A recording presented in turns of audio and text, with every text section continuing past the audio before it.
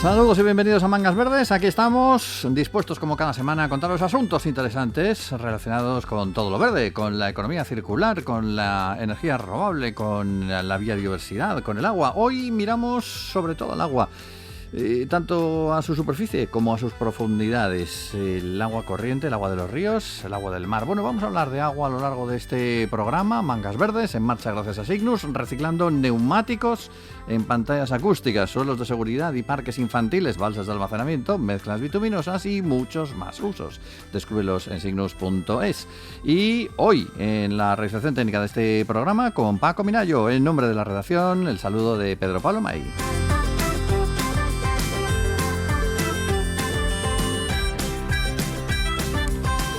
Hemos hablado a menudo y lo que nos queda por hablar, visto lo lento que avanza el tema a la hora de mejorar, sobre la contaminación del agua en nuestros mares y océanos sobre todo, y bueno, un elemento especialmente insidioso dentro de esa polución, los microplásticos, unos elementos tan pequeños que podemos ingerir de hecho sin darnos cuenta al tragar agua, incluso con algunos alimentos procedentes del mar que no hayan sido convenientemente limpiados, porque sabemos que se han introducido ya los microplásticos en la cadena trófica a través de la dieta de algunos animales marinos.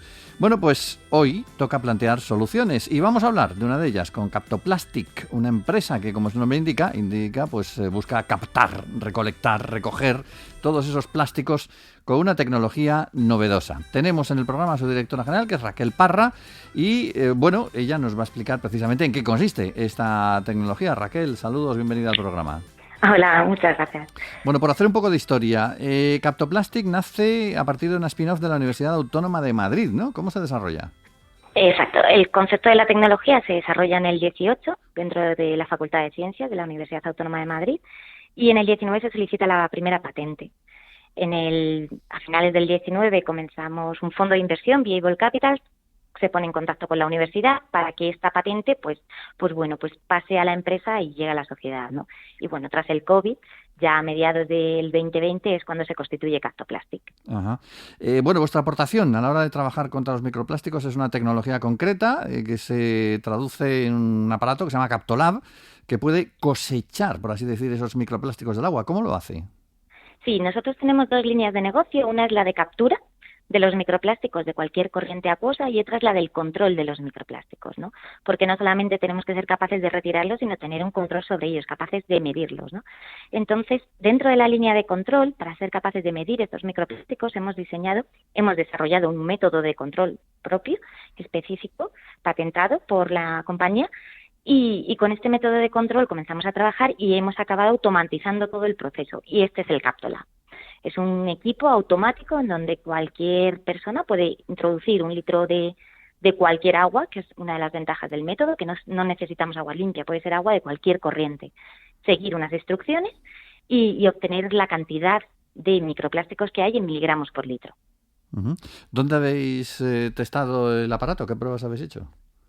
Pues lo hemos testado con todo tipo de aguas reales, tanto aguas de depuradora, es verdad que estamos muy enfocados en las partes de depuradora de las plantas de depuración, tanto industrial como urbanas, porque es un foco de emisión directo al medio, directo al río, directo al mar, y es una de nuestras aguas principales, pero también hemos testado aguas textiles, industriales de todo tipo, de lavadora, porque al final, por ejemplo, las microfibras, que es de lo que está compuesto toda nuestra ropa, es uno de los microplásticos más abundantes que hay.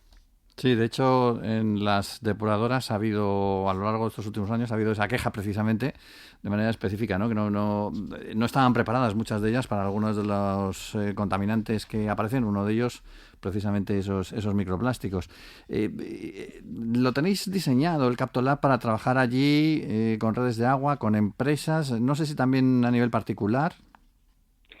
Es un aparato de medida que va muy enfocado hacia las empresas que quieran tener el control sobre sus vertidos, ¿no? Sobre lo que están contaminando. Tanto empresas municipales, empresas o compañías de análisis de calidad de agua o empresas industriales, ¿no? Que bueno, pues una fábrica de cualquier cosa que utilice plástico dentro de su proceso, pues pueda ser consciente de cuál es el problema, ¿no? De cuál es la cantidad de microplásticos que está vertiendo, que es el primer paso para poder aplicar las medidas y las soluciones de captura. Primero, ser conscientes del problema. Así es, si uno no sabe que está enfermo, no puede tomar la medicina. Eso está claro. ¿Cuánto tiempo tarda en analizar una muestra el Captolab? El Captolab es muy rápido, el proceso tarda menos de una hora, sí que necesita luego unos tiempos de secado de unos filtros, pero bueno, en 2 horas tenemos el resultado, 2 horas, 2 horas y media completo. Uh-huh. Vuestra tecnología está considerada como residuo cero. Eso, además, es un, bueno, como se diría en Cataluña, a más, ¿no? Sí, la tecnología de captura es una tecnología que tiene varias etapas. En todas esas etapas hemos patentado cada una de las etapas. Lo que conseguimos es a un flujo en continuo y de manera continua somos capaces de atrapar los microplásticos que hay ahí, separarlos, y una vez que separamos en un agregado el microplástico formado, lo que conseguimos es obtener el microplástico limpio y listo para ser reutilizado, y todo el consumible lo volvemos a introducir. Con esto conseguimos que no haya ningún tipo de residuo porque el consumible se reutiliza y el microplástico se revaloriza, y además que el coste de operación sea muy bajo. Bueno, me llama la atención lo de que este equipo sea el primero a nivel mundial capaz de cuantificar esos microplásticos en cualquier muestra de agua sin necesidad de solicitar servicios de un laboratorio especializado. Bueno, me llama la atención y me congratula que sea un invento español. Imagino que tenéis la idea de comercializarlo no solo en España, sino también fuera de ella. Sí, o sea, al final el problema de los microplásticos es un problema global. Por eso. Y la solución es una solución global que la intención es pues que llegue a todas partes. Es el primer instrumento capaz de hacerlo automático porque además el método es propio, ¿no? Nosotros cuando empezamos con esta investigación y cuando empezamos a desarrollar la compañía, lo primero que vimos es que había mucha dificultad para saber cuánto era la cantidad de microplásticos. Comenzamos con la parte de la captura, éramos capaces de decir, oye, somos capaces de quitarlos, pero cuando nos veíamos en una matriz real, en un agua muy sucia, con muchas cosas, decíamos, es que los métodos actuales son muy costosos, muy difíciles de ejecutar y muy imprecisos. Entonces decidimos ir a un método que fuera precisamente lo contrario, muy fácil de estandarizar y muy preciso. Y es lo que desarrollamos. ¿Y cómo lo estáis promocionando? ¿Cómo lo vais a desarrollar? No sé, ¿lo presentáis en ferias de agua o cómo es esto? Sí, estamos preparando una primera presentación va a ser más a nivel España, para los actores principales, en donde poder mostrarles a todos cómo funciona el equipo, lo sencillo que es y lo preciso que será en noviembre seguramente, y luego, pues continuaremos, ¿no? Estamos en contacto también con entidades europeas y con entidades de Estados Unidos que también están tomando ya medidas para el control de los microplásticos. Muy bien, pues vamos a ver si el invento progresa, si se expande y si, efectivamente, tal y como nos has contado, pues sirve y funciona y nos permite luchar contra ese problema que cada vez se presenta como bastante más grave o bastante más complicado en el mundo de la contaminación hoy día. Raquel Parra, gracias por habernos acompañado en el programa hoy y por nos haber contado. Gracias.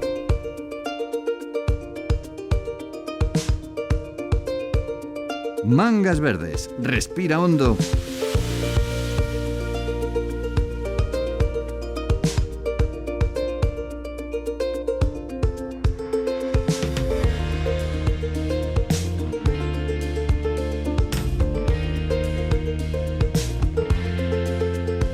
Pues del bosque terrestre que escotábamos hace un momento, nuestro planeta bosque, al bosque submarino, al bosque de Posidonia. Bueno, mejor dicho, a la pradera de Posidonia. Hoy os vamos a contar acerca de Restaura Posidonia. Es un proyecto nacional que se está desplegando en Ibiza para reforestar las zonas más dañadas de esta especie que cualquier buceador del Mediterráneo conoce bien.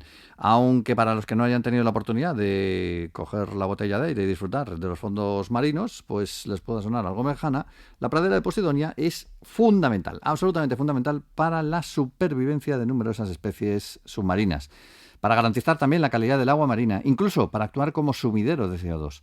La Fundación Blue Life está impulsando la restauración activa de esta planta acuática endémica del Mediterráneo y vamos a saber cómo, porque hoy tenemos con nosotros a Óscar Caro, que es su presidente en el programa. Óscar, saludos y bienvenido. Muchas gracias, bienvenidos. Bueno, hay que recordar lo primero, que la Posidonia es nada menos que Patrimonio de la Humanidad declarado por la UNESCO, aunque haya muchas personas que no lo sepan. Desde 1999 declaró la UNESCO Patrimonio de la Humanidad, además la pradera más longeva del mundo, que se encuentra entre Ibiza y Formentera. Uh-huh. ¿Cómo se organiza el proyecto vuestro? ¿Qué pasos habéis seguido para esta reforestación submarina? Bueno, ¿qué estáis siguiendo para esa reforestación? Pues esto tiene un previo de más de 2 años y medio de trabajos de campo. de investigación, ha sido un trabajo arduo también de conseguir todos los permisos necesarios para poder realizar la actividad y también de estudiar muy bien, pues de manera transversal, cómo la podríamos afrontar. Primero, los retos relacionados con este deterioro, con esta menguadez de las praderas, y también cómo afrontar también el propio hecho de que esto además fuera un proyecto piloto que le diera mucha importancia a la participación ciudadana. Desde ese momento tuvimos muy claro que las praderas de Posidonia eran un ecosistema vital para el Mediterráneo y que había muy poca información y muy poco desarrollo relacionado con ellos, incluso mucho desconocimiento, ¿no? Hablabas de muchos buzos han tenido la suerte de poder conocerlo, pero muchos de los visitantes que vienen a Baleares desconocen, primero la importancia, aman estas aguas turquesas, pero desconocen que gran parte de que sean tan turquesas es por tener una pradera de Posidonia con una buena vida y una buena calidad. Entonces de ahí pusimos el foco en que este proyecto pusiera la restauración activa de la pradera de Posidonia en el centro, involucrar a todas las administraciones públicas y diferentes entidades privadas en este proyecto, como están participando el CSIC y Medea y la Fundación Banco Santander, y además que fuera una parte impulsora de un proyecto piloto de turismo regenerativo en el territorio, es decir, generar, además de investigación e innovación, y poner el foco en que se pueda sensibilizar a la gente de la importancia a través de este tipo de acciones de conservar los ecosistemas del Mediterráneo.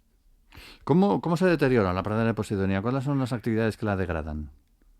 Pues hay una actividad fundamental que al final es generada por diferentes factores, que es la contaminación de las aguas, también el aumento de las temperaturas. Y ahí podemos entrar desde los vertidos, obviamente los fondeos ilegales, es decir, el arrastre de las anclas han hecho un daño fundamental. Por ejemplo, Islas Baleares y algunos destinos costeros españoles tienen una cantidad de embarcaciones durante las temporadas de verano, pues sí, mucho más de lo que realmente pueden los ecosistemas y la propia autoridad puede realmente controlar, con lo cual eso permite pues que desde el desconocimiento o a veces desde el poco interés por conocer, pues a través de estos fondeos se dañen estas praderas, y luego pues todo lo que es la contaminación, residuos vertidos hechos en el mar. Es decir, no hay un motivo, sino que son varios motivos, que es un poco bastante similar a lo que están viviendo pues en diferentes formatos o diferentes formas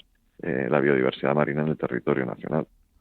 Hace un tiempo tuve ocasión de ver un debate en plena calle entre unos padres con sus hijos que estaban súper preocupadísimos por los bosques de la Amazonia que se estaban quemando y tal. Y al lado estaban los niños moviendo unos arbolitos recién plantados que los estaban casi sacando del alcorque. Yo creo que con el tema de la Posidonia pasa una cosa parecida, ¿no? Todo el mundo habla de las ballenas, habla de los delfines, pero en el fondo, más importante que todo ello es la base que sostiene, como bien has dicho, las aguas turquesas y toda la biodiversidad de las mismas, que es esa Posidonia. El proyecto que tenéis vosotros entiendo que tiene un factor importante de concienciación ciudadana, y no solamente de la gente de Baleares, que yo creo que está bastante concienciada en ese sentido, sino de los turistas. ¿Cómo lo hacéis? ¿Tenéis algún tipo de programa específico de información, de educación para esa concienciación? Pues tenemos varias líneas abiertas y es otro de los ejes principales, de los pilares sobre los que hemos fundamentado este proyecto. En primer lugar, hablabas de los niños, ¿no? Para nosotros la comunidad escolar y educativa tiene un peso fundamental en el cambio, en esa transición hacia una economía, una sociedad más azul, ¿no? Y más sostenible. Al final tenemos un programa vinculado a los centros educativos y a los centros escolares, donde les hacemos partícipes a través de incluso tecnologías de realidad virtual para que puedan disfrutar de una experiencia, conocer sus afecciones y al final ser unos grandes embajadores, porque no olvidemos que lo más importante que podemos hacer cada uno de nosotros en este cambio es ver cuáles son nuestros hábitos y cómo afectan estos hábitos de nuestro día a día al ecosistema y al medio ambiente en general. En cuanto a la parte de turistas, fue también un eje fundamental de decir, muchas veces escuchamos hablar de las ballenas, ¿no? De los delfines, y seguro que los oyentes han escuchado muchísimas veces hablar de amigos o conocidos que se han ido a hacer un programa para recuperar tortugas marinas, sí, o arrecifes de coral. Y no nos damos cuenta que eso al final puede convertir, estamos hablando de una transición económica, una transición social y una transición ambiental. pues qué mejor convertir un motor nacional como es el turismo en una fuente de riqueza para la biodiversidad marina, a través de acciones de restauración directa. Con lo cual lo que hemos hecho es involucrar a ese turista en todas las fases del proyecto. Han participado desde una fase primera de recogida de frutos por las playas. Participaron desde la primera semana de septiembre y han estado participando las siguientes semanas en actividades de restauración activa, es decir, acompañan a científicos y a nuestros profesionales, a través de snorkel en este caso, a ver todo el proceso y participar en todo el proceso de restauración, donde estamos encargándonos de esas semillas que recogimos, esos frutos que recogimos, que son arrastrados del mar, que al final van a morir porque realmente son como desechados, ¿no? Si llegan a la costa y se secan, nosotros los recuperamos, los transformamos en los acuarios, a través de una temperatura adecuada, una salinidad adecuada, con mucho cuidado. Durante los siguientes meses los hemos hecho que esas plántulas generen sus primeras raíces y sus primeras hojas verdes.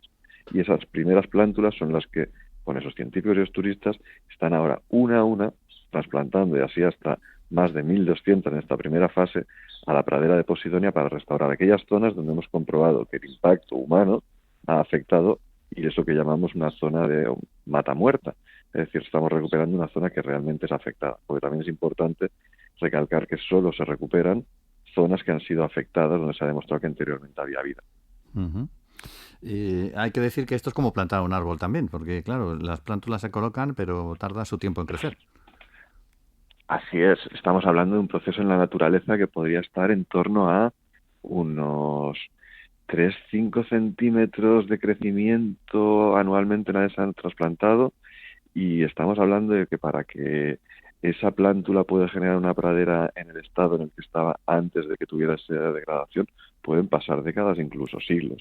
Es cierto que una actividad de restauración activa lo que contribuye es que en una zona donde hemos visto que esa mata muerta está, a través de esa acción humana, podemos contribuir a que una acción que pueda tardar 150 o 200 años en la naturaleza en generar que esas semillas vayan a esa zona concreta y se vuelva a replantar, nosotros sí que ayudamos a que ese proceso se adelante en 6, 8, 10 años. Pero no vamos a ver esos resultados de vitalidad de esa pradera, de esa compensación de carbono, de ese sumidero de carbono azul que tanto hablamos, hasta décadas o incluso siglos. Eso no hay que decir solo a los que empiezan, ¿no? No vaya a ser que los desanimes. No, hay que ser muy realista, pero es lo mismo que pasa cuando hablamos de una reforestación en el medio terrestre. Si hacemos un plantado de árboles desde la parte que es semilla o un plantado que puede ser muy cierto, al final estás viendo que eso, para que realmente sea un sumidero de carbono, tienen que pasar muchos años. Sí. Aquella persona que cultiva y es agricultor sabe que cuando planta un naranjo o un pistachero, van a pasar por lo menos 5, 6, 7 años que empiece, 10 que dé un fruto correcto. Entonces la naturaleza es así y el proceso natural es lento, por eso el mensaje tiene que ser muy claro. La restauración es un proceso muy costoso que requiere mucho tiempo, muchos recursos, y que realmente para volver a verlo estamos trabajando para lo que se ha hecho hacia atrás mal, recuperarlo para las generaciones futuras. Pero el secreto es la conservación y conservar las zonas que actualmente, o sea, no empeorar lo que tenemos. Sí. Eso es lo más importante, al final, el mensaje que tiene que quedar, que es la realidad. Uh-huh. Y comprometer al personal en este tipo de acciones que yo creo que es fundamental para cuidar, son fundamentales para cuidar el planeta. En la Fundación estáis orientados, la Fundación Blue Life, a este asunto. No sé si tenéis alguno más pendiente de restauración más allá del de la Posidonia. Llevamos un proyecto, este proyecto tiene dos partes principales. Una es basada en las praderas de Posidonia y la otra estamos trabajando en lo que sería la conservación de las poblaciones de coral mediterráneo. Ajá. Y ponemos mucho el foco especialmente en las gorgonias, la gorgonia roja y la gorgonia blanca. Entonces hay una parte importante que también descubrimos en este camino que emprendimos hace unos años, de que eran otro gran desconocido tanto para el público nacional como para el visitante. Sí. Hablamos de coral y nos vamos a los arrecifes y no nos damos cuenta de que tenemos poblaciones de coral maravillosas y zonas de coral maravillosas que podemos ver y que podemos visitar y que aportan una riqueza fundamental al ecosistema marino. Entonces es una de las patas que también desde la Fundación al mismo tiempo se empezaba a gestionar. Sí que es cierto que ahora tenemos más foco puesto en estas praderas de Posidonia porque requiere una especial atención al inicio de este proyecto, donde hay mucho más desconocimiento.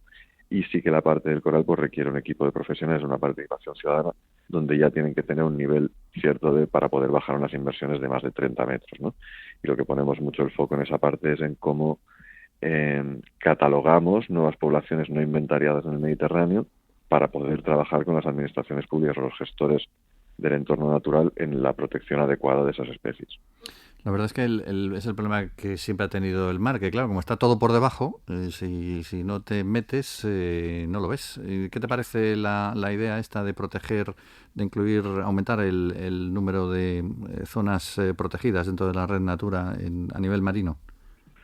Y yo todo lo que sean iniciativas que puedan ayudar a contribuir a protegerlo creo que son necesarias, porque al final es cierto que el mensaje es muy claro, que hay personas que hablamos y que son muy concienciadas, pero que luego en el día a día te das cuenta de que hay muchos hábitos que no se cambian. Sí. Entonces, al final, la parte de protegerlo es una parte fundamental. Y hay zonas de especial interés donde, además, eso contribuiría a poder realizar otros proyectos de investigación, ya no solo de restauración, sino de investigación de cómo están afectando los cambios que estamos viviendo a nivel de temperatura, a nivel de tenemos que pensar que son ecosistemas también vivos. Entonces se estresan con los cambios de temperatura o esas olas de calor les estresan. Y el estrés, igual que al ser humano, es lo peor que les puede sentar a los organismos y es lo que peor les afecta. Entonces, el generar conocimiento en torno a esas afecciones nos va a ayudar a poder tomar soluciones desde el conocimiento. Así es.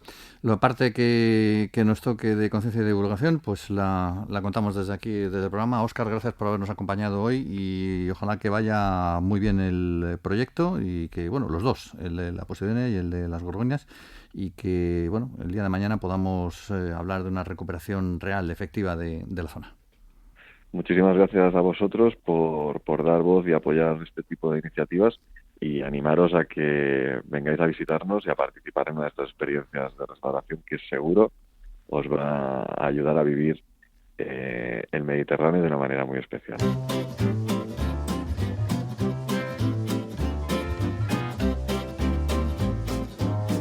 Vive en verde con Mangas Verdes.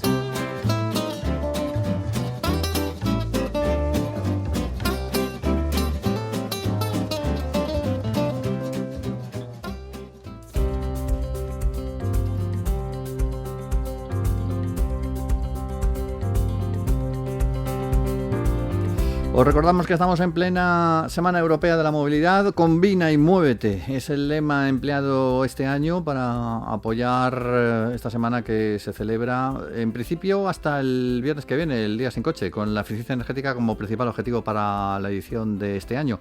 Es un proyecto que se celebra desde el 2000 con el apoyo de la Comisión Europea, en España con el impulso del Ministerio para la Transición Ecológica y el Reto Demográfico, el MITECO, y que está enfocando sus acciones especialmente en las áreas más urbanizadas. Según datos oficiales, el 70% de las emisiones de CO2 a nivel global se genera en las ciudades y en un alto porcentaje derivan del transporte. La 24ª edición, que es la de este año, llega con la Ley de Movilidad Sostenible aparcada, recordamos, después de la convocatoria de elecciones anticipadas del pasado 23 de julio, y bueno, y la incertidumbre política que seguimos viviendo a día de hoy y que ha impedido constituir nuevo gobierno hasta el momento. La ley fijaba la neutralidad de carbono en el objetivo 2050, que es el que marca Europa, pero para ponerla en marcha, para sacarla adelante, pues hará falta, como digo, pues un nuevo ejecutivo que se formará pues, cuando se forme, porque de momento no lo sabemos.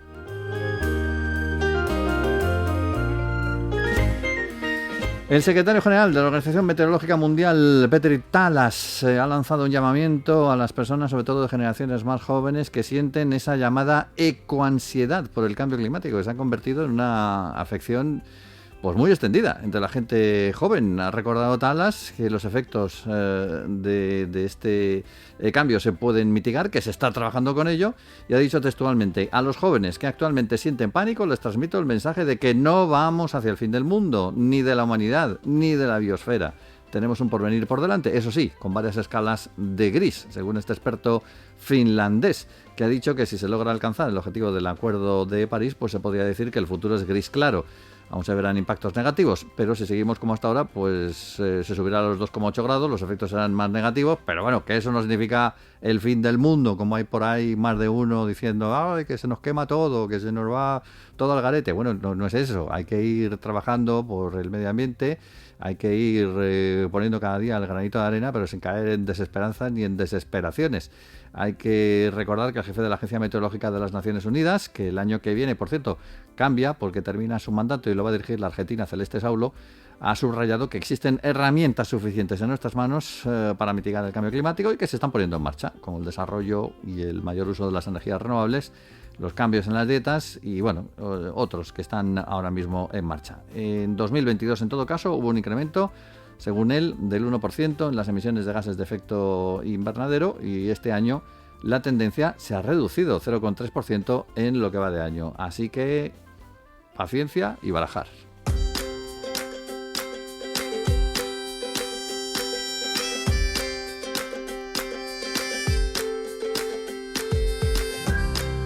Terminamos hoy, como siempre, recomendando uno de los 6.000 pueblos que merece la pena conocer y disfrutar. Hoy en Extremadura, concretamente en el pueblo de Guadalupe. Bueno, mejor dicho, en la Puebla de Guadalupe, que es su nombre. Estamos en la provincia de Cáceres, en el partido judicial de Logrosán, donde, según la tradición, a finales del siglo XIII, un pastor se encontró una talla de la Virgen y para albergarla se construyó una ermita alrededor de la cual surgió el asentamiento actual de la población.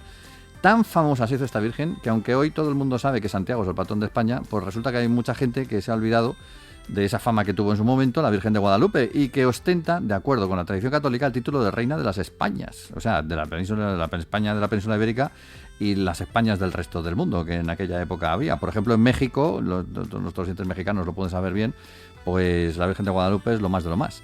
Pero yendo al pueblo como tal, yendo al pueblo en sí, hay muchas cosas que ver allí, desde el Real Monasterio de Santa María hasta los arcos medievales, incluido el del Chorro Gordo, o la red de antiguos albergues y hospitales. Y por si fuera poco, en los alrededores pues también hay sitios de interés como el Arca del Agua del siglo XIV, los molinos del del XIV y del XVI, y el Pozo de la Nieve, que está también en la zona y que es del siglo XVI. No te vayas de Guadalupe sin meterte entre pecho y espalda una sopa de ajo blanco, unas buenas migas, extremeñas, claro, un venado en estofado y para postre unas roscas de muégado.